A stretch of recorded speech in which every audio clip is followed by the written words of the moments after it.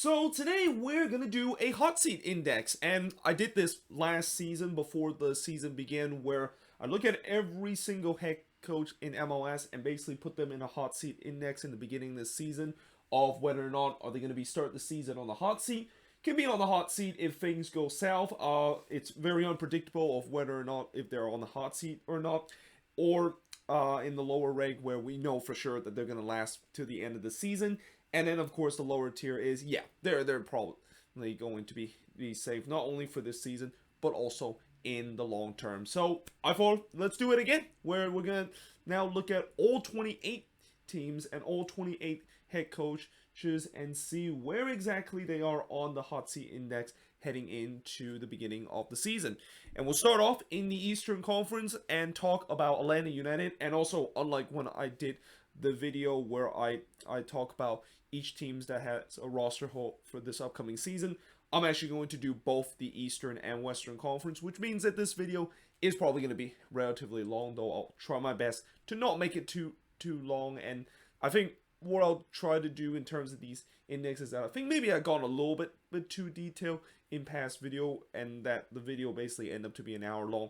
I'm obviously going to try not to do that, because after all, nobody wants to see a video that is an hour long, even if we're talking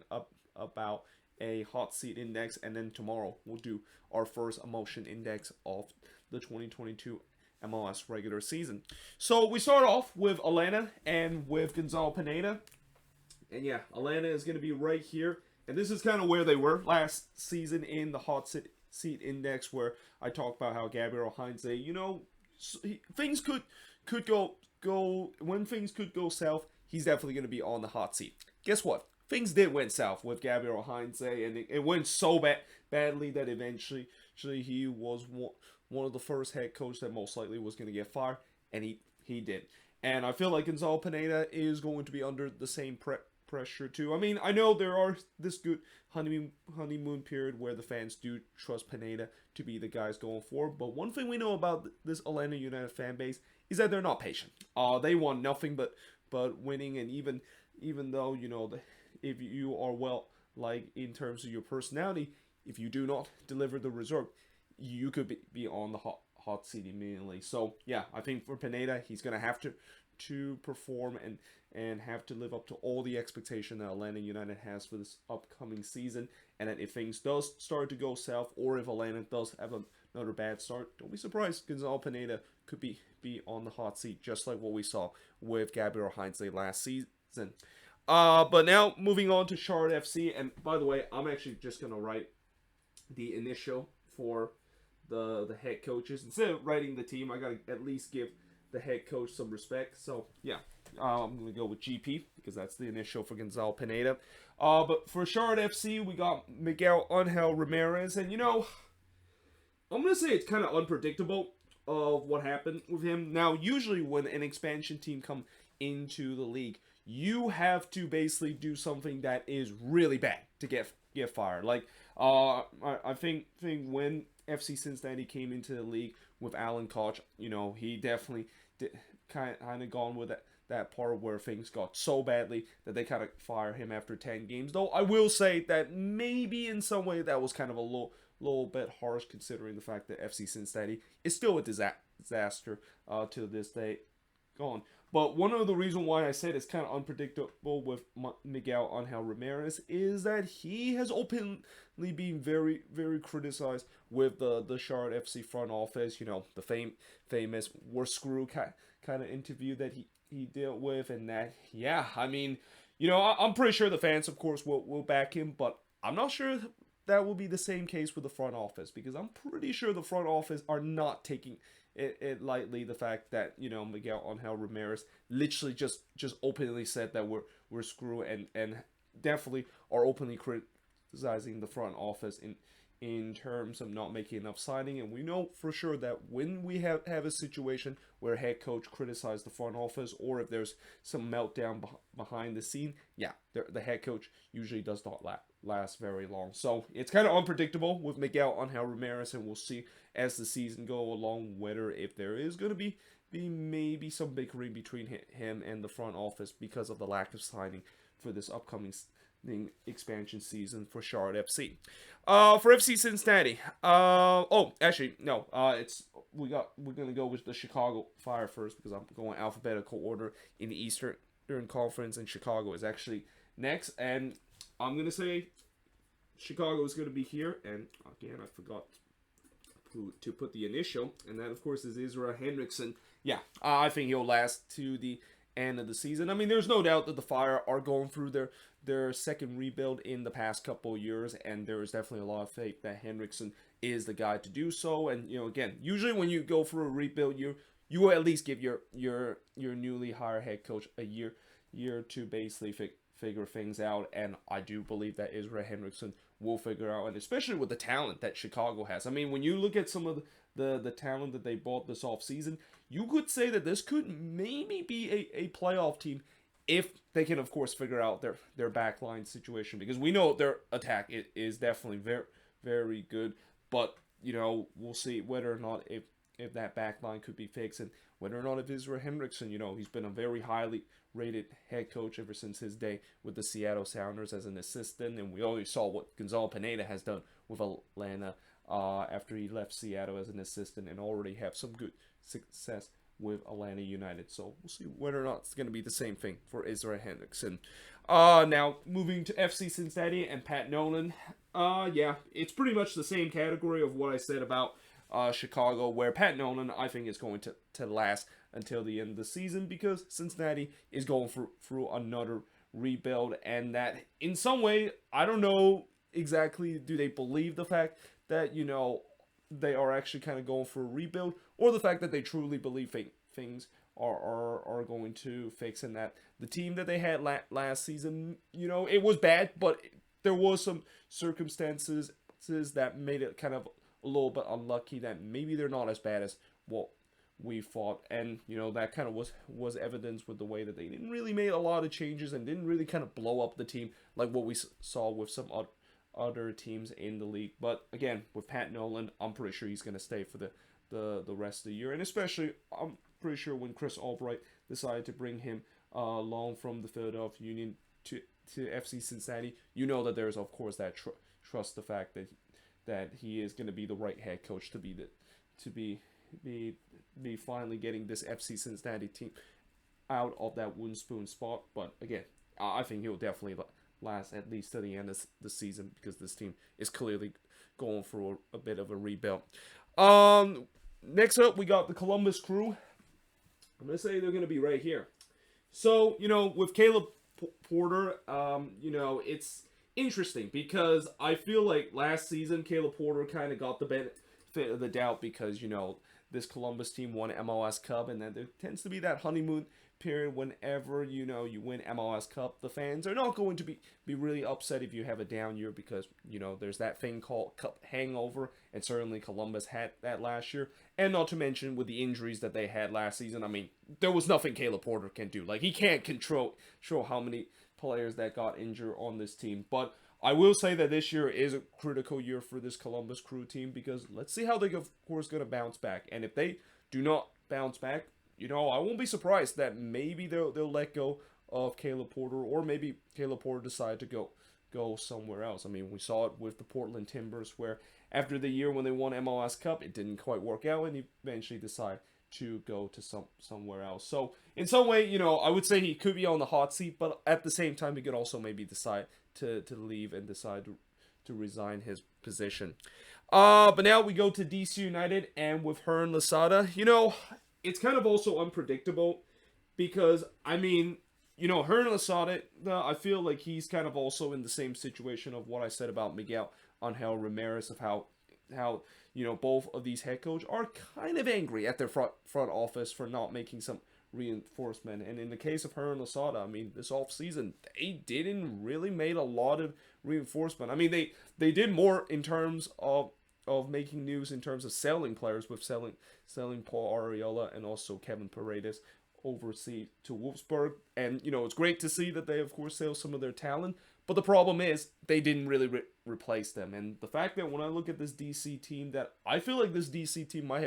have been downgraded from last season. And I thought last season was a team that, you know, Hernan Losada was really the only reason why this team was such a fun team to watch, in that, you know, the attractive soccer that Hernan Losada play. I just also kind of feel like that team, of course, didn't had the talent to really run the system, and the fact that this season Losada is basically going to work with the same team, yeah, this could not actually go well. In that, this is also kind of reminds me of what happened with the Quakes and with Almeida, of how Almeida, you know, didn't get the backing from the front office. He was trying to keep using the same system when he clearly does not have the players, and then of course it did not work out so well. Well, it kind of did work out in a way where at least that team made it to the playoffs, but you know, you got to take that as a grain of salt, because that was the year when the playoffs was expanded, and you know, if the playoffs wasn't expanded, the Quakes would have missed the playoffs for the second consecutive year. But now we're gonna go with Inter Miami, and I know this might sound crazy, but I'm actually gonna put Phil Neville right here. Now, last year I put him right here, and I've said that he was going to be definitely on the hot seat because of the fact that you know, I just did not understand the hiring whatsoever, and that I thought maybe the Miami front office was gonna was hoping that maybe this is going to work out, even though many fans, including myself, warned the front office that this could end up badly. And you know, last year it definitely kind of show where, you know, Phil Neville kind of didn't really improve the team. And again, it's kind of mind-boggling, the fact that he is still there. And there was even time when the Inter Miami fan base were demanding the front office to fire Phil Neville, and the fact that he's still here, you know, it's again, it just makes me feel like the only reason why he's still here is because David Beckham seemed to want to have a yes man and a cigar buddy in Phil Neville to be there. So yeah, I mean, something tells me that of course is the case. And also, I just realized that I gotta put Miami here, because there's going to be cases where there's a head coach that has the same initial, and I gotta have to of course put that there. So yeah, you know, for Phil Neville, just something tells me that this front office is not willing to fire him, no matter how bad things is. And especially this season, it seems like they are definitely going through a rebuild. You know, they trust the fact that Phil Neville is the guy that leads them into this rebuild, although again, I don't think that is going to be the case. I mean, unless if this team does show some progress in terms of this rebuild, something tells me that he's probably going to be one of the main culprit that could potentially hold back the rebuild that this Inter Miami team is going through this upcoming season. But now we got Montreal and Wilfried Nancy. Yeah, Wilfried Nancy is going to be here. I mean, after last year, Wolfe Nancy did an amazing job with Montreal, albeit, yes, I know they missed the playoffs, and when you look at the standings, you know, they didn't really, it didn't look like they were close to missing the playoffs, but, you know, when you actually look at how the season goes on, and especially on decision day, they were just one win away from making the playoffs after getting a relatively questionable team heading into the season. And, you know, I think this year they definitely have the pieces to be a playoff team, and I even said that they are definitely going to be a dark horse team heading into this upcoming season. So yeah, I think not only the fact that Wilfried Nancy will last at the end of the season, but I would also say that he could definitely throw himself in the hat once again for Coach of the Year, because I said last year that, you know, if this Montreal team did make it to the playoffs, he would at least definitely get some consideration to be Coach of the Year last season. New England and Bruce Arena. Yep, they're going to be ready. Or he's going to be right here. I mean, it's pretty obvious that Bruce Arena is not going anywhere. I mean, it's more like, you know, the only way Bruce Arena is actually leaving the Revs, as I said before, is that if he wins this Revs team their first ever MLS Cup. I mean, that's been kind of his promise, that he is going to bring a cup to finally of this franchise that seems to be the most cursed franchise when it comes to being in the title game. So yeah, I think he's definitely going to be staying here, and especially with the contract that he have just recently signed. I mean, there was definitely talk that maybe this year was, or for this upcoming season, this might be the last season that Bruce Arena is going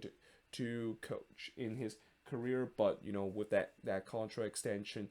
I think that means that he probably is going to be here at least for a couple of years, and at least before when he finally fulfilled the promise he's going to deliver this Revs team, which again, is to win MLS Cup. But now moving on to NYCFC and Ronny Delia. Remember Ronny Delia last season? I put him on the hot seat, and there was at times where he was definitely on the hot seat, and there was even I think near the latter part of the season when NYCFC was hitting rock bottom. There was even a Delia out kind of banner at the stadium, and how things have kind of changed with them eventually winning MLS Cup just a couple of months ago. I mean, I'm pretty sure whoever decided to put the Ronny Delia out banner, I didn't think that they would think that this team would actually win MLS Cup just a couple of months later, and it's basically the same guy that they want to fire that leads to that team. So because of that, I'm gonna say he's gonna be right here, where again, you know, when you win an MLS Cup, you're going to get the benefit of the doubt as a head coach, and it is very rare you see a head coach that win an MLS Cup one year and get fired in the very next year. I mean, even as high of a turnover as we've seen in MLS in recent year, it just does not happen. So yeah, I think for Ronny Delia, he is definitely going to be safe no matter what's going to happen this season for NYCFC. Though I'm pretty sure I could maybe even put him a little bit higher, knowing the fact that, you know, NYCFC fans, unlike Columbus fans, they might have that honeymoon period with Ronny Delia and the team winning an MLS Cup, but you know, deep in their mind, they want more success, and especially with the City Football Group too. I mean, this City Football Group, they're not just going to relax the fact that they finally reached the ultimate prize of winning an MLS Cup, but they also want to go for it again, and also so trying to become the first MLS team to win the CONCACAF Champions League. And it's basically evidence when some of their signing and them keeping Tati Castellanos as long as possible. But now moving to the New York Red Bulls and Gerhard Stuvert. You know,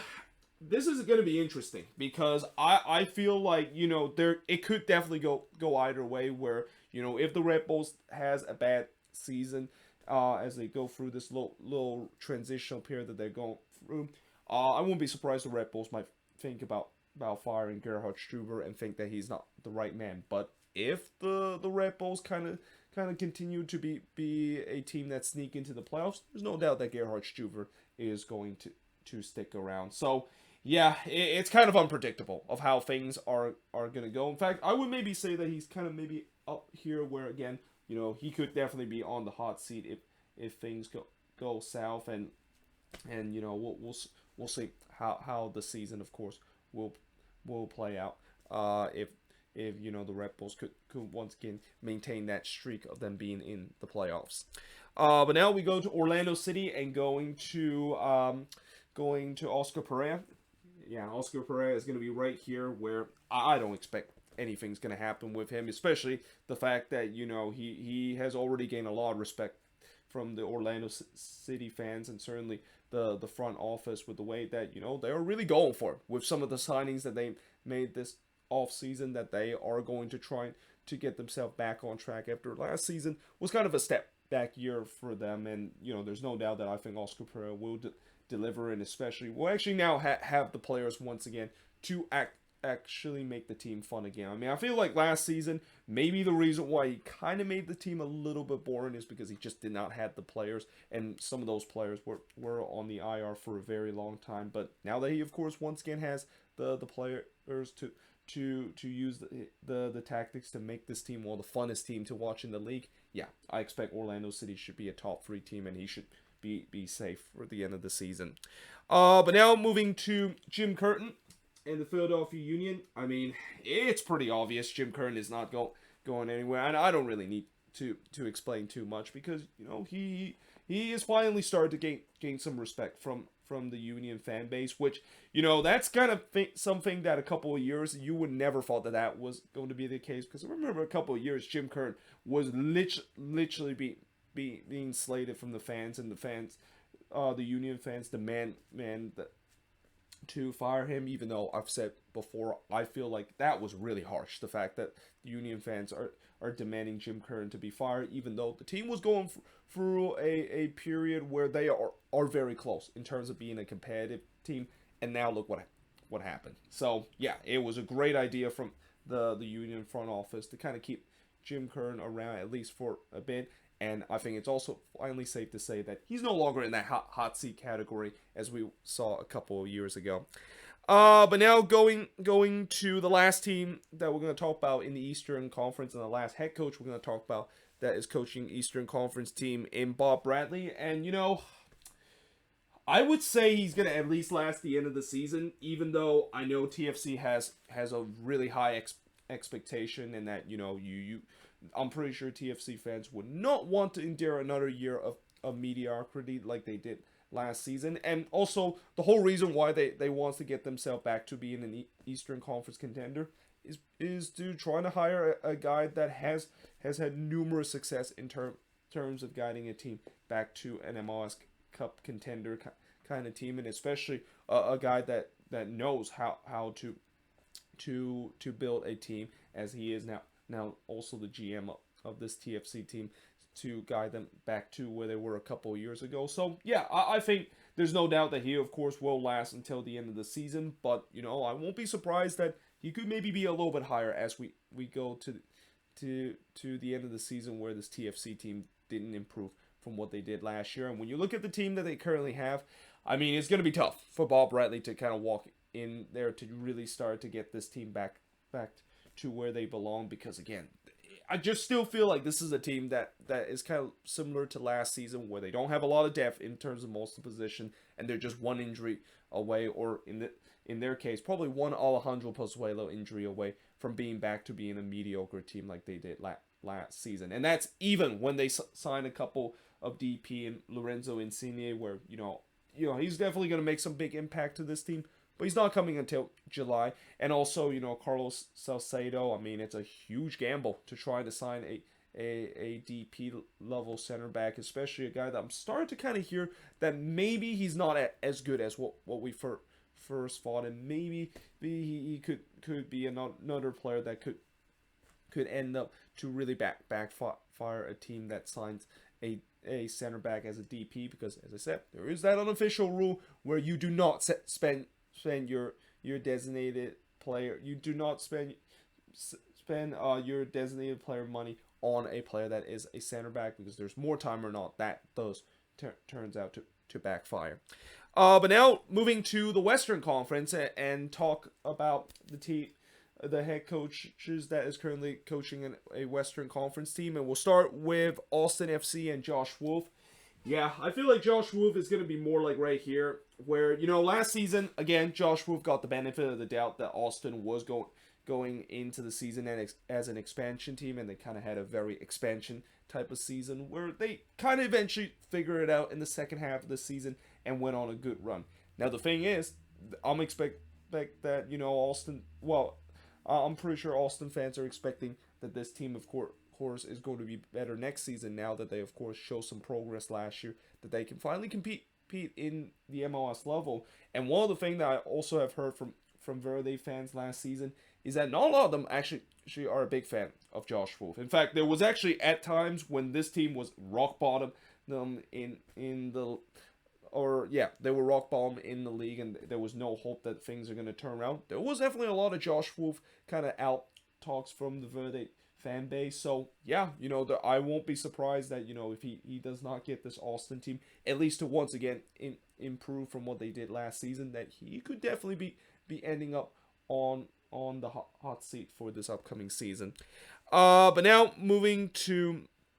the Colorado Rapids and Robin Frazier. Yeah, Robin Frazier is going to be right here. I mean, I don't really need to explain too much about this. Robin Frazier is one of the best head coach in the league, and he is going to be another head coach that I think is going to be gunning for the Coach of the Year candidate if he once again get this Colorado Rapids team to a respectable finish in the standings, but also make a deep run heading into the playoffs for this upcoming season. Next up, we got FC Dallas and their new head coach, Nico Estevez.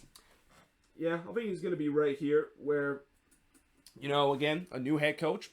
joining a team that is kind of feel like they're going for a retool more than a rebuild. Like, originally, I thought maybe FC Dallas was going to go through a rebuild after a disaster year that they had last season, but no, this offseason, they have spent some big money, and really the first time we have ever seen this team have been able to spend some big money to get some MLS proven player, and also spend big in terms of getting players, young talented player from South America. So yeah, I feel like for Nico Estevez, even though it's not really kind of a rebuild year, he's still gonna get the benefit of the doubt. No, with the way that this is kind of a year if he can of course guide this FC Dallas team to be back to be a playoff team, he will definitely last at least till the end of the season. But now let's talk about their interstate rival, the Houston Dynamo, and with Paulo Nakamura. I'm gonna actually, you know what? I'm gonna put a little bit higher because again, I think the whole reason why I put Paulo Nakamura a little bit higher is because the fact that the Dynamo fans were not happy when the Dynamo announced Paulo Nakamura as the head coach, because they feel like this is just another example of the team decide to be very cheap in terms of an option and decide to hire a USL Championship head coach that did not have any success during his time with Sporting KC2. And I also feel like maybe Nakamura is ready yet to be an MLS head coach. I mean, I know he can eventually be a decent head coach, but I feel like it's a little bit quick for him to immediately be promoted after a disastrous season that he had with Sporting KC2. But that being said, this is a Houston Dynamo team that is going for a rebuild, and I'll say it again from what I said about all the rebuilds that's going on. As long as a team that is going for a rebuild, they're gonna most likely keep their head coach, and especially going through stage one of a long rebuild, as what we see this Houston Dynamo team is going to go through this upcoming season. But now we're going to talk about the LA Galaxy. And yeah, the Galaxy is going to be right here. So there's no doubt expectation is going to be higher this season for the Galaxy, especially they came so close last season to make it to the playoffs. Well, actually, they came close. If they didn't had that massive collapse in the second half of the season, they would definitely have made it to the playoffs in their first year. And Greg Vanney, although I've said before that he is gonna maybe be given times in terms of building this team to be back to where they were a couple of years ago, which is a powerhouse in MLS. One thing I know about the Galaxy, and especially Galaxy fans, is that they do not have patience in terms of their head coaches and the team. Like, they expect that their team should always be good, even though these last couple of years it's been definitely a tough time for this Galaxy franchise, and they're probably going through the toughest time that they ever had in their franchise history. But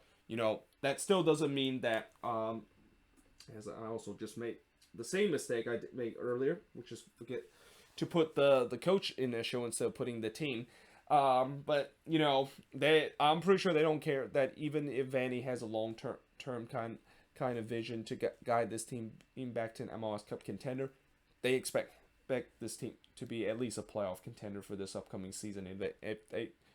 they don't, then they're going to definitely turn on Greg Vanney the same way that we saw how they turn on Guillermo Barros Schelotto near the latter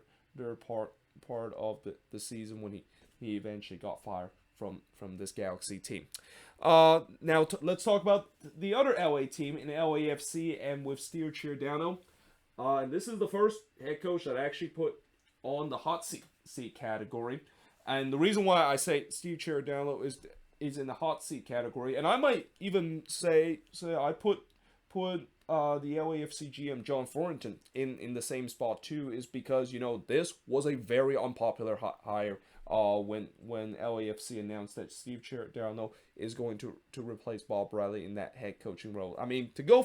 from a guy that has won an MLS Cup with an MLS team, albeit it was a long time ago, and also known as one of the more recognizable name in the U.S. head coaching realm, to a guy that literally was a big failure in the USL Championship level with the Las Vegas Lights. Yeah, it doesn't give LAFC fans a lot of confidence that they're going to get a good head coach to guide themselves back to be an MLS Cup contender with the talent that they had. Now, Steve Giordano could definitely prove everyone wrong, and that he can maybe be just as good as what we see Bob Bradley guiding this team to be a competitive team year in, year out. But I'm pretty sure that if things are going to win South, and especially if this LAFC team is going to have the same year as they did last season, Giordano is going to be out very soon. Like, I mean, I talk about the Galaxy fans have no patience in terms of their head coach in terms of delivering success right away. I feel like that's going to start to be the same case with LAFC. I mean, they definitely showed the patience with Bob Bradley because, it's Bob Bradley. You do not fire Bob Bradley no matter the circumstances. But now with a new guy that is not really popular with the fan base, yeah, I think this does put a lot more pressure on Giordano to deliver success. And again, the other reason why I put John Thornton name maybe next to Steve Giordano too is because he doubled down by saying that this has been a hire that we've been looking for a while, and that we were ready to make him as a head coach once Bob Bradley decided to move on from our team. And if this does not turn out to go well, then he is definitely going to be another guy that's going to be ridiculed from the LAFC fan base, and a guy that a lot of LAFC fans might be demanding him to be fired. But now moving to Minnesota United and Adrian Heath. The funny thing is with Adrian Heath, there's always the talk of the fact that he should be on the hot seat every single season because, I feel like the Loons fan base is very divided right now toward Adrian Heath. There are some people on this side that hates Adrian Heath and think that he should be fired whenever things turn badly for the Loons. And then there's this side of the fan base that's saying, Adrian Heath has delivered the most success we have seen in the last couple of years in this franchise history, and he should at least be given credit of the turnaround he had compared to where this team was in their first 2 seasons in MLS. But again, I feel like Adrian Heath, there's going to be once again pressure for him to deliver this team to be a playoff team and maybe even go deep into the playoffs again, because this Minnesota team, as I said, they have a lot of talent. The only thing that I worry is that can they convert those talent in a way where a lot of these guys will be able able to meet their expectation. And if they aren't able to do so, I know that there's gonna be a lot of pointing finger toward Adrian Heath, because after all, he's the guy that is supposed to motivate this team. And especially the other thing that I know a lot of Adrian Heath hater has been saying about him is the fact that he's also does not make substitution, and also at times his tactics, especially on the road, are just some of the worst we have seen. And that at least is something that I can agree on, with the way that, yeah, there's time where I get very frustrated that Adrian Heath does not make enough substitution, and then at times when when the Loons go on the road, he just decided to just play for a 0-0 draw and be so negative with his tactics that it just never turns out to work out for this team. But now moving to Nashville SC and Gary Smith. Yeah, Gary Smith is going to be safe. He is going to be a guy that, again, I think another head coach that I feel like is started to become one of the most, if not the most underrated head coach in the league, is Gary Smith. I mean, I don't think there's enough credit that's given to what he's done to this Nashville SC team, and especially how this Nashville team that has becoming a team that when they begin life in MLS, people were thought that this was another FC Cincinnati kind of team. But now it turns out this is right up the level of what we see with LAFC and Atlanta United, where they came straight into the league and started to have success year in and year out. And, even though I know Nashville is going to be moving to the West, and I feel like it's going to be a little bit more challenging when they face Western Conference team compared to the East, because, I still believe that the West is stronger than the East. I still think Gary Smith is going to guide this Nashville team to at least a top 3 finish, because again, this is the most the most stealthful and stingy defense we've seen in the league, and Gary Smith has to be given a lot of credit in terms of organizing this very stingy defense, and also not to mention organize a team that is almost impossible to get 3 points. I mean, last season they only lost 4 games, and they didn't lose 4 games on accident, with the way that they've shown resilience to refuse to lose game in and game out. But now we go to the Portland Timbers and Giovanni Savarese.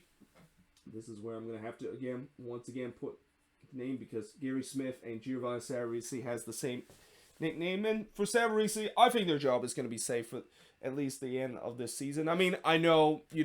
Timbers fans, sometimes they might overreact a little bit in terms of Savarese because last season I think there was definitely some whisper that, Savarese maybe is not the guy and he, of course, should be fired. But I truly believe he is still the guy to guide this team back to MLS Cup and actually finish the job for this season. So therefore, I think his job is definitely safe for this season for sure, and especially if he can, of course, deliver the MLS Cup to the Portland Timbers that they came so close last season. And now moving on to RSL. For RSL, I'm going to say they're going to be right here with Pablo Mastroni. I'm not really a big fan of the Pablo Mastroni hiring. I mean, I get it. Yes, he had a good run last season in the playoffs, but how much is that due to the fact that they kind of was maybe got a little bit fortunate that in terms of this playoff run, in that some of the tactics that Mastroni showed last season was kind of very very mediocre, especially in the latter part of last season. Now, I'm also not saying the fact that their playoff run last season was a complete fluke, because I do truly believe that when you go that deep into the playoffs, it's not by total accident. I mean, yes, I know things kind of gone in their way, and I know Sounders fan will definitely point out that they are one of the most luckiest team in the league, with them becoming the first MLS team to win a playoff game despite registering 0 shots in the entire game. But that performance against Sporting KC was just a deserved performance with the way that Mastroni has, of course, set up his team. But like I said, for this upcoming season, I'm gonna be interested to see how he set up this team, because there's one thing to set up your team to be a very defensive team during in the playoffs, but you just simply cannot do that throughout the entire season. And especially with the way that when I look at the squad that they have, it just does not scream to me to be a team that is going to be back into the playoffs. And of course, a lot of that mainly due to them losing Albert Rusnak to the Seattle Sounders, but also with the way that they just haven't really made a lot of signings. I mean, again, I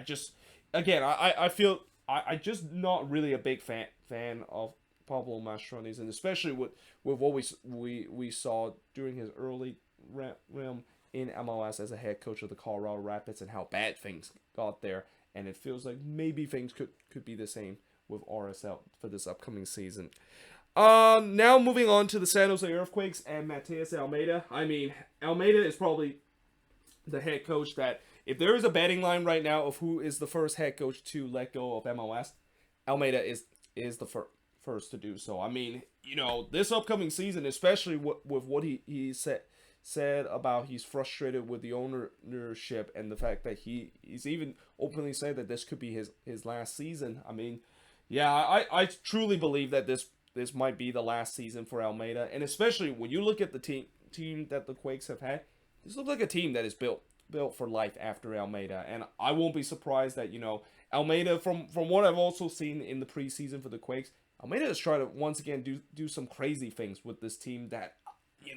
I don't know if it's going to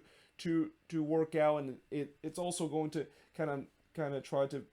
create this team that is known as Team Chaos. And I know Team Chaos tends to be something that a lot of neutral would love to see, but as a fan of a team that is Team Chaos, I do not enjoy a minute of that chaos. And I just feel like again, with Almeyda, I hope that he will at least finally fulfill his promise to guide this team to at least some success in the playoffs. But like I said, the team that is in front of him, and especially with the front office seemingly maybe are starting to show that maybe we should let go of Almeyda before things are going to get sour and this season turns out to be a disaster, even with the talent that we had. Yeah, I think Almeyda is going to be a guy that is definitely on the hot seat, but also a guy that if there is one head coach you definitely are betting the fact that he's not going to be there next season, it's got to be Matias Almeyda. Now, going to the Seattle Sounders and Brian Schmidtza. And for Brian Schmidtza, you know what? I'm just gonna kind of spell his name out a little bit, because, you know, running BS on that feels like a really big disrespect toward Brian Schmidtza of what he has done with the Seattle Sounders. And, you know, again, it's pretty simple with Brian Schmidtza, with the way that, again, you know, he's not going anywhere, especially with him finally signing that contract extension, and that I expect him to definitely be there at the end of the season, no matter what the Sounders is going to do, which I think the Sounders are going to be competitive again, right? I mean, after all, they do have probably the most stacked team out of anybody, and is going to be, once again, a team that is going to be considered an MLS Cup contender. But now, moving to Sporting KC and Peter Vermes. Yeah, again, Peter Vermes, the longest serving head coach right now, or the longest active serving head coach right now in MLS. He's not going anywhere, and this is even if he sometimes frustrates SKC fans with the lack of substitution and just running this team on the ground. He's still very beloved in the Sporting KC community, and I just don't see him being anywhere close to be on the hot seat. I mean, you know, when you're a head coach that's been with a team for so long, like what Peter Vermes is, which I think he's now been with the team like 13 or 14 years, it just gets to a point where you might as well just not even think about him potentially getting fired, because you know the loyalty of him being with the club is just so long, where, you know, it would be really shocking if a team decided to fire a head coach that's been with the team for such a long time as what we see with Peter Vermes with Sporting KC. And then finally with the Vancouver Whitecap and Vanni Sartini, you know, I would say that, you know, for Sartini, this might be a surprise I didn't put him lower on this list, because I know Sartini is very well loved in the Whitecaps fan base, and it seems like the front office feels like they finally got the man to, of course guide this team to success. But I'm gonna put him a little bit high, knowing the fact that, you know, again, you know, it's kind of like the honeymoon period that we saw last season with Sartini, of the amazing things that he has done, and of course all the right things that he said throughout his press conference and stuff like that. But, you know, if he does not guide this Whitecaps team back to the playoffs, or if this Whitecaps team started to once again go back to the bad season that they had a couple of years ago, then yeah, that honeymoon period could potentially be over. And if there's one thing I know about Whitecaps fan, is that they've been desperate in terms of finally found a head coach that had some success. And although I will say that they will definitely give Sartini the benefit of the doubt, even when things are not going to go well because of the honeymoon period, as it is the case with honeymoon period, it usually could end soon, and we'll see how long it's going to last for Sartini, and whether or not, if this team, again, if they do go through a huge regression season and go back to being a very bad team like we saw back in 2018 and 2019 when they embark on this deep rebuild, we'll see whether or not if Whitecaps fans still show that same belief in Vanni Sartini. But yeah, there you have it. That is pretty much it in terms of doing a hot seat index, looking at where every head coach are in the hot seat index. Let me know in the comments below, what do you think of this video, and let me know in the comments below, did I put some head coach a little bit too low on the hot seat index, or a little bit too high on the hot seat index. But until then, hope you guys enjoyed this video, and I will see you guys next time.